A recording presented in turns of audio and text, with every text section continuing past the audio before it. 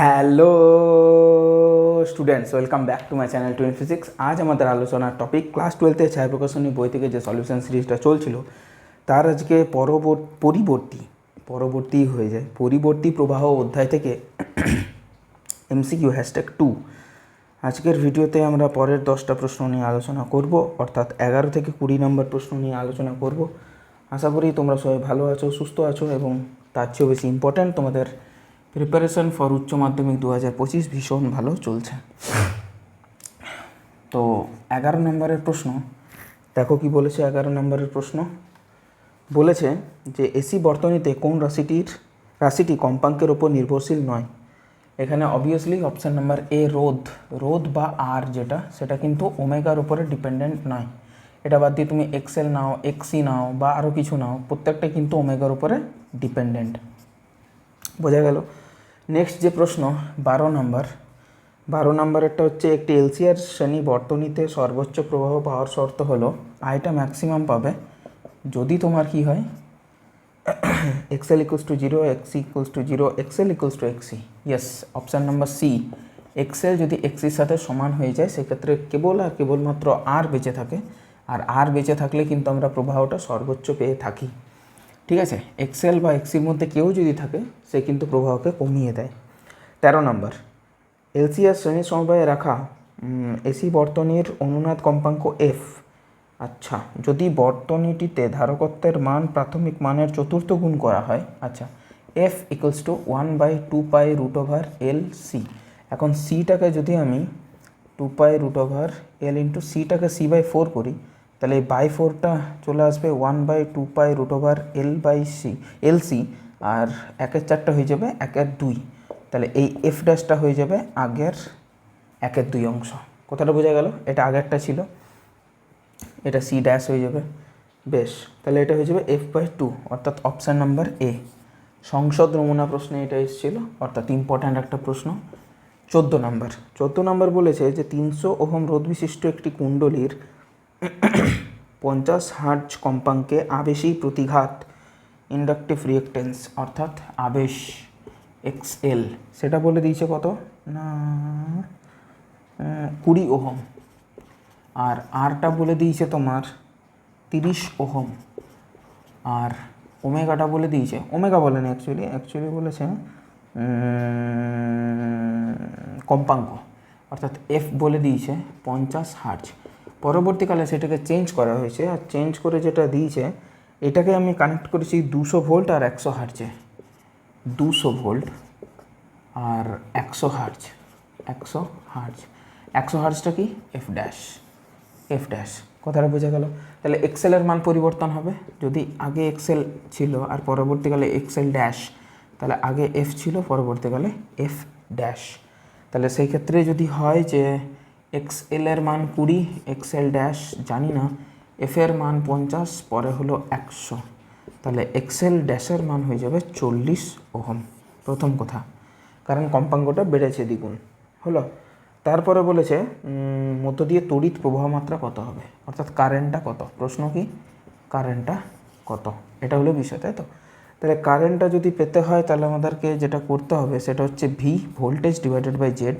তাহলে ভোল্টেজ কত পেয়েছি না 200 পেয়েছি, আর জেড হবে কত না √R² প্লাস XL ড্যাশ তার স্কোয়ার।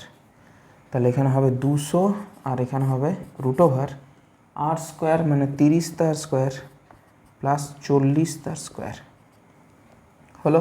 তাহলে এটা হবে 200/50। ঠিক আছে, তাহলে এটা হয়ে যাবে 5 × 20, 4 অ্যাম্পিয়ার। কথাটা বোঝা গেল? নতুন যেহেতু এক্সেল ড্যাশ উৎপন্ন হয়েছে, 4 অ্যাম্পিয়ার কারেক্ট হচ্ছে বি এর সাথে। ঠিক আছে, এটা কোথায় এসছে? All India pre medical test mains এসছে 2011। All India pre medical test 2011 mains এসছে হলো। এটা হচ্ছে বিষয়। মানে আগে অ্যাকচুয়ালি নিট পরীক্ষাটা তো দুটো ভাগে হতো, 2016 থেকে নিট আসছে। তো যাই হোক, আমাদের এখানে মোটামুটি আমাদের কত হলো 14 অবধি প্রশ্ন হয়ে গেল। বেশি নেই, বেশি বড় হবে না ভিডিওটা, জাস্ট আমি পাটে করছি যাতে তোমাদের করেও দেওয়া আছে অনেক প্রশ্ন একটা হিন্টস করেই দেওয়া আছে, যাতে বুঝতে কোনো অসুবিধা না হয়, একটু গাইডলাইন্সের মতো।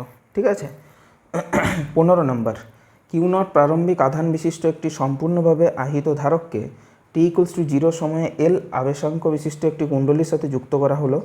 যে সময়ে তড়িৎ ক্ষেত্র এবং চৌম্বক ক্ষেত্রে শক্তি সমানভাবে সঞ্চিত হবে সেটি হলো। আচ্ছা, তাহলে যেহেতু এটা আবেশ আছে, তাহলে সেই আবেশ যেহেতু আছে, তাহলে তার মধ্যে এসি সার্কিটের যেহেতু আবেশ, তাই আমাকে আধানটাও নিতে হবে Q=Q0 sin ωt, এই ফরম্যাটে নিতে হবে। অর্থাৎ ওই সরল দোলগতির মতন ইকুয়েশনটা কিন্তু নিতে হবে, শুধু কিউ নিলে হবে না। টি এল আছে, বেশ। এবার যদি আমি বলি এই কিউর জায়গাতে Q0/√2, Q0/√2, কারণ ওই চৌম্বক ক্ষেত্র এবং তড়িৎ ক্ষেত্র এই দুটোতেই যদি ইকুয়ালি এনার্জিটা ডিস্ট্রিবিউট হয়, তাহলে সঞ্চিত শক্তি যেটা Q²/2c সেটা কিন্তু অর্ধেকভাবে সঞ্চিত হবে। সেই ক্ষেত্রে আমাদের যে মানে ইয়েটার মান হবে, আধানটার মান হবে, সেটা হবে Q0/√2 হলো। সেটাই আবার Q0 sin ωtর সাথে সমান। তাহলে Q0 কেটে গেলে sin ωt এর মান আসছে 1/√2, which is nothing but sin 45 degree. আর তাহলে ωt = 45 ডিগ্রি হলো। ঠিক আছে, 45 ডিগ্রি মানে হয়ে গেল আমাদের π/4। ওকে, এবার বলেছে কোন সময়ে সমানভাবে সঞ্চিত থাকবে। ওমেগার জায়গাতে মান বসাতে পারি আমরা 2π/ω, তার সাথে স্মল t, আর এই পাশে হচ্ছে π/4। তাহলে পাই কেটে গেল, তাহলে আমাদের কাছে যেটা এলো সেটা হচ্ছে ω = 2π/T বসাতে পারি, সরি, ওমেগার জায়গাতে 2π/T। তাহলে স্মল টি এর মান এলো আমাদের কাছে, টিটা উপরে দুইটা নিচে, টিটা উপরে দুইটা নিচে, চারও নিচে আছে, তাহলে T/8। তাহলে আর কীভাবে এটাকে করতে পারি, টিটাকে এবারে তুলে দিতে পারি। টিটাকে এবারে তুলে দিলে আমরা যেটা পাবো সেটা হচ্ছে 2π/ω, তার সাথে 8, মানে এটা কেটে গেলে 4, মানে π/4 ω। ঠিক আছে, সেটা আগেরটার থেকেও পেতাম যদিও, যাই হোক। তাহলে সেই ক্ষেত্রে টিটা আমাদের দাঁড়াবে π/4 ω, মানে হচ্ছে 2π,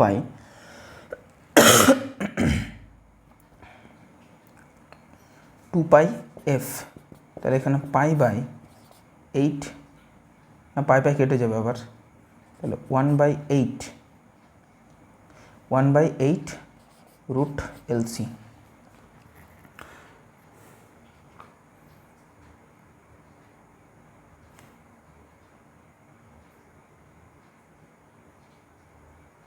$2π√LC, এটা হচ্ছে ক্যাপিটাল টি এর মান। ক্যাপিটাল টি এর মানটাই বসিয়ে দিয়েছে ডাইরেক্ট। আচ্ছা, তাহলে আমরা এখানে চেঞ্জ করবো না, কী দরকার, ওমেগা ফরম্যাটে আর আনবো না। ঠিক আছে, এটা করলেও হয়, ঠিক আছে, এটা করলেও হয়, আমাদের অসুবিধা নেই। এটার জায়গাতে আমরা মান বসিয়ে দিলাম 2π√L × C/8। মানে অ্যাকচুয়ালি বিষয়টা হচ্ছে ক্যাপিটাল T = 2π√LC। ঠিক আছে, আবার যদি আমি বলি যে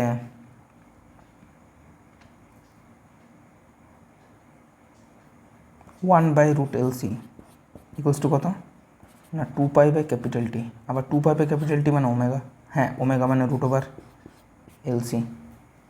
এটাই তো পাই আমরা। আরেকবার ভাগ করতে পারি আমরা, সেটা হচ্ছে স্কোয়ার করো, 1/LC ω²। তাহলে এটার থেকে কি এটা লিখতে পারি যে 1/ωc = ω × L। হ্যাঁ, এটাই তো অনুনাদের শর্ত। আমি বলে দিলাম যে এটা কোথা থেকে এলো, পুরোপুরি টোটালি ওভারঅল বলে দিলাম। তাহলে এটা কেটে গেলে 4, তাহলে π√LC, π/4 LC এখান থেকে আসে। হ্যাঁ, এটা আবার কোথা থেকে এলো, 1/ωc মানে হচ্ছে XC, আর XL মানে ω/L মানে হলো XL। তো XL = XC মানেই তো হচ্ছে অনুনাদের শর্ত। এখান থেকে কিন্তু বিষয়টা আসে। AIEEE 2011, আর অপশান নাম্বার এর সাথে এটা ম্যাচ করলো। AIEEE 2011-তে এই প্রশ্নটা এসেছিল। ঠিক আছে, পরের প্রশ্নটা দেখো, পরের প্রশ্নটা বেশ interesting. S1 S2 switch off on এমনি ব্যাপারটা আছে। একটা সার্কিট দিয়ে দিয়েছে, সেই সার্কিটে বলছে S1টা কী করবো, বন্ধ রাখবো, আর S2টা খোলা রাখবো। তাহলে S2 এর মধ্যে দিয়ে কোনো কারেন্ট যাবে না। ছবিটা আঁকি, ছবিটা এখানে আর আছে, এখানে ভি আছে, তারপর এখানে একটা সি আছে, তারপর এখানে একটা চাবি আছে, এটা হচ্ছে S1 চাবি, এখানে আর, এখানে ভি, এখানে সি, তারপর এখানে একটা এল আছে, এইখানে আর একটা চাবি আছে। এটা হচ্ছে বিষয়, ব্যাস এটা হলো ব্যাপার। এবার বলছে S2টা আমরা খোলা রাখবো, এটা কোনো কাজ হবে না, এইটাকে অ্যাটাচ করব, এটাকে অ্যাটাচ করে দেবো এইভাবে। অ্যাটাচ করে দিলে আমাদের কাছে এইখানে কিন্তু এই কম্পোনেন্টে এই দিক দিয়ে কোনো কিন্তু কারেন্ট যাবে না, এই দিক দিয়ে কোনো কারেন্ট যাবে না।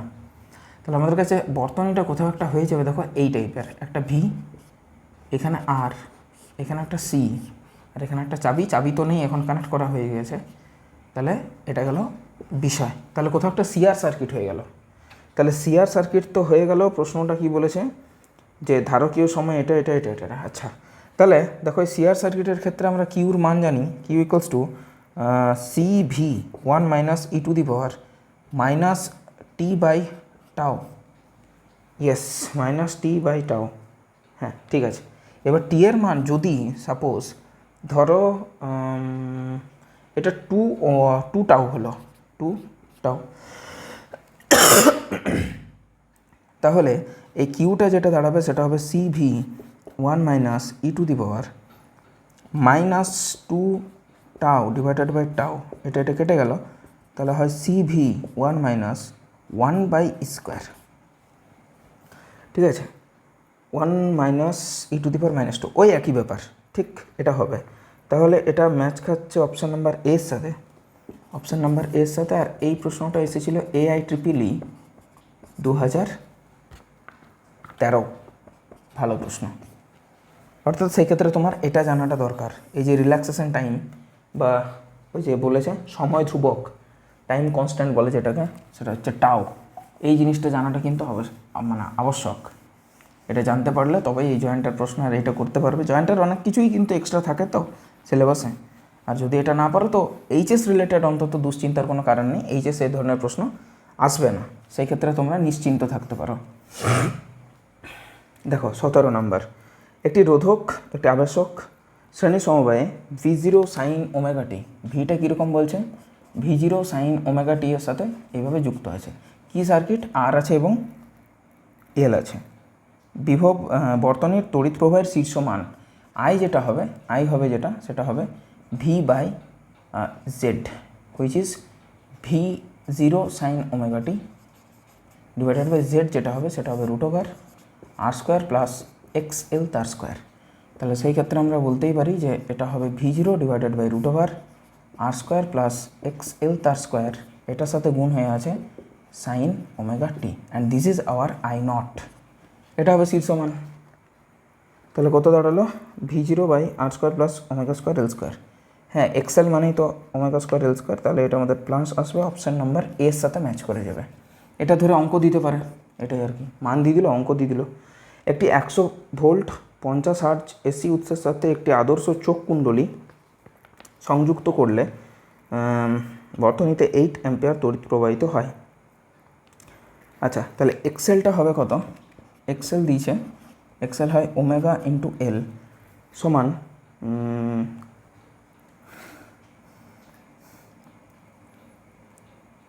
রোধটা হবে আমাদের কত, রোধ কি হয়, রোধের রাশিমালা কি, রোধের রাশিমালা হয় ভোল্টেজ বাই কারেন্ট। ভোল্টেজটা কত দিয়েছে 100 ভোল্ট ডিভাইডেড বাই কারেন্ট কত দিয়েছে 8, তাহলে 4 দুগুণে 8, 4 25 100 মানে 12.5 ওহম, এটা পেলাম। নেক্সট কি, নেক্সট হচ্ছে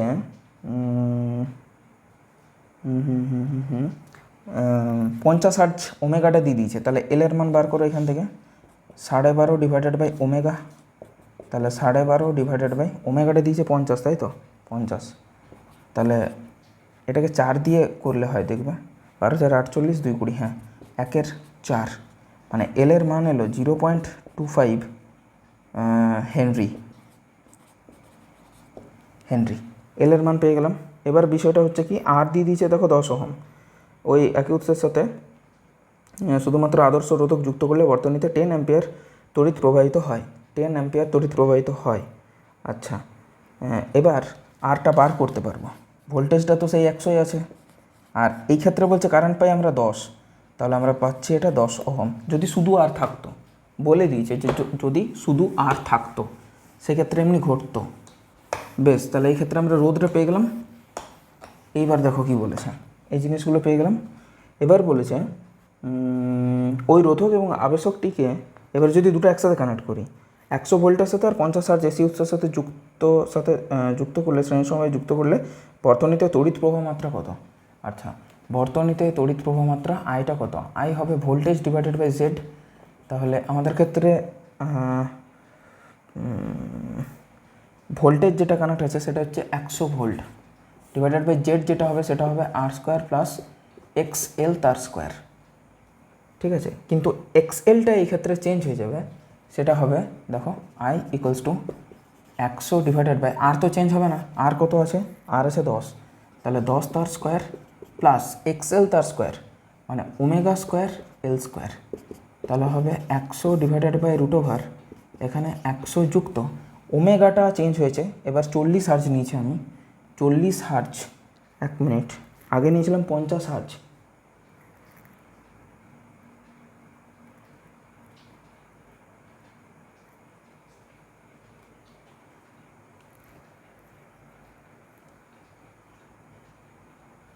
এখানটাতে একটু ভুল হলো, এলটার মানটাতে এখানটা একটু ভুল হলো, এটা ঠিক আছে বাট এইখানটা একটু ভুল হলো। ঠিক আছে, 12.5 ডিভাইডেড বাই ওমেগা, তো তাহলে এখানে 12.5 ডিভাইডেড বাই ওমেগা মানে হচ্ছে 2 পাই এফ, এফটা হচ্ছে এখানে 50। এইবার ঠিক আছে, এটা 4, এটা হবে 1/8 পাই, এলের মান এটা 1/8 পাই। ঠিক আছে, তাহলে ওমেগার মান কত? ওমেগার মান কত এই ক্ষেত্রে? পরবর্তী ক্ষেত্রে ওমেগার মান হচ্ছে 40, ওমেগার মান 40 না, এফের মান 40, তাহলে অ্যাকচুয়ালি 2 পাই এফ, তাহলে 80 পাই, 80 পাই এই ক্ষেত্রে হচ্ছে 80 পাই ইন্টু এলের মান হচ্ছে 1/8 পাই, 1/8 পাই, এই জিনিসটা স্কোয়ার। তাহলে আমাদের কাছে আসছে 100 divided by root over 100 plus এটা 10 স্কোয়ার আবার 100, তার মানে হবে 100 ডিভাইডেড বাই √2 গুণিত 100, এটা কেটে গেল, 1/√2 এলো আমাদের অ্যান্সার। আর সেটা কি আছে 1/√2? না, তা তো নেই। জেডের মানটা হচ্ছে 10√2, হ্যাঁ 100/10√2, না 100 যদি বাইরে যায় তাহলে 10 আসবে, 100 কেন আসবে?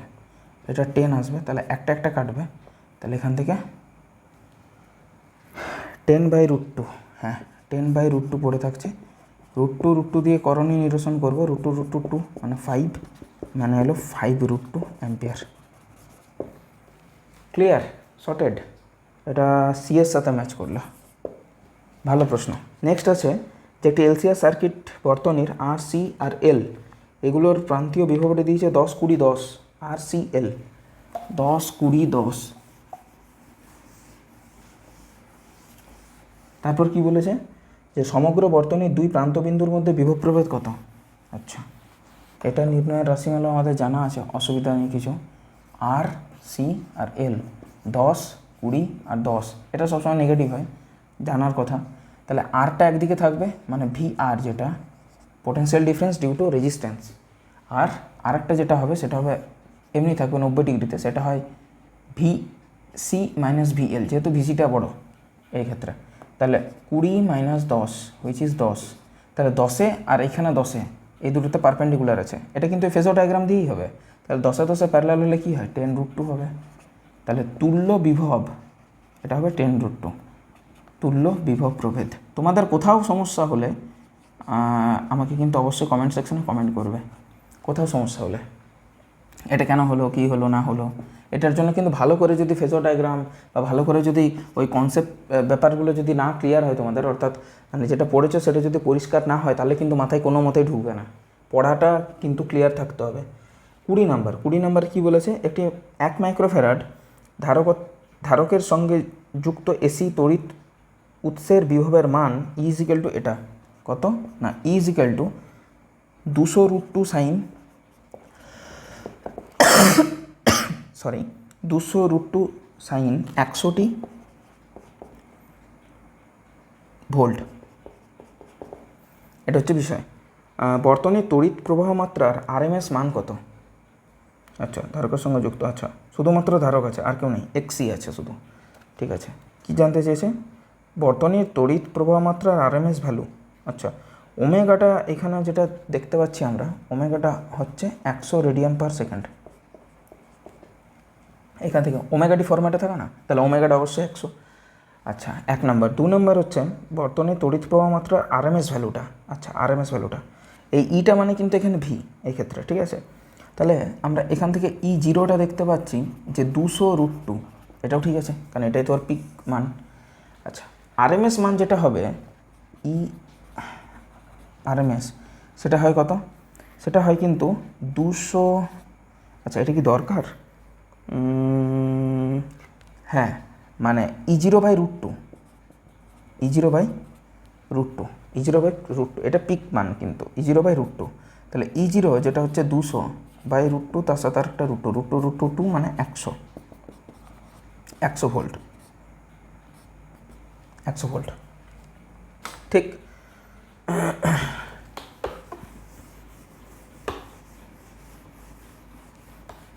ঠিক বোঝা গেল। এখন আমাদেরকে XC বার করতে হবে। XC which is 1/ωc, which is 1/ω। ওমেগাটা কত পেয়েছি? 100। আর সিটা কত পেয়েছি? সিটা বলে দিয়েছে 1 মাইক্রোফ্যারাড। 1 মাইক্রোফ্যারাড মানে 10⁻⁻⁶, মানে 1/10⁻⁻⁴, মানে 10⁻⁴। তাহলে কারেন্ট আমরা যেটা পাবো IRMS, সেটা হবে ERMS ডিভাইডেড বাই XC, কারণ রোদ নেই কিছু। তাহলে সেই ক্ষেত্রে হবে এটা 100 মানে 10² ডিভাইডেড বাই 10⁻⁴। এটা কেটে গেলে 10⁻², তার মানে হবে 0.01 অ্যাম্পিয়ার। ঠিক আছে, বোঝাতে পারলাম?